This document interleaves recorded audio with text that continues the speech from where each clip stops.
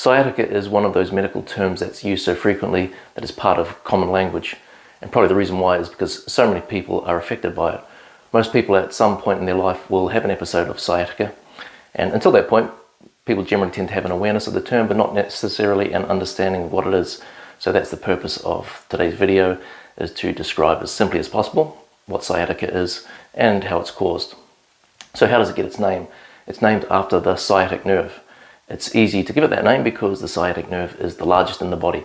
It goes from the buttocks, down the back of the thigh, towards the knee, where it separates and continues on down the leg as two separate nerves with their own name. Pain from sciatica generally tends to follow that course of the nerve's distribution. So pain can be felt at the back of the leg, or the back and side of the leg, and can progress on into the foot.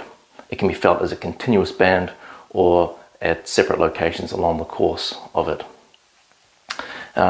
Pain is felt in the leg, and also commonly, but not always, pain can be felt in the low back or the buttocks area.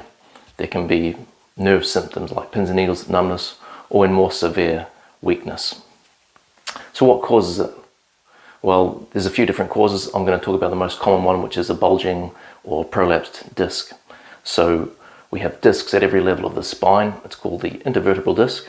The purpose of the disc is to allow flexibility of the spine and to provide cushioning to the bones of the spine. Now, with time, with aging and use, wear and tear can cause injury to the disc. Alternatively, you can suffer an injury to the disc from external force. And when this happens, the disc will change shape and it can bulge. And when it does that, it can put pressure on surrounding structures.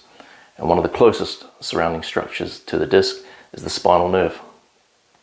So we have, at every level of the spine, at every vertebra, we have a disc, and we have two spinal nerves, a spinal nerve on each side. And when a disc is pushing upon the nerve, you can get nerve pain. The sciatic nerve originates from spinal nerves across several levels of the low back. So when a disc bulges in the low back, it puts pressure on one of the spinal nerves, you can get sciatica. If a bulge is occurring at several levels of the spine in the low back, which can happen, then the intensity of the sciatica can be greater. It can be felt across a larger area or just be more intense. So what's it like? Well, it's not fun.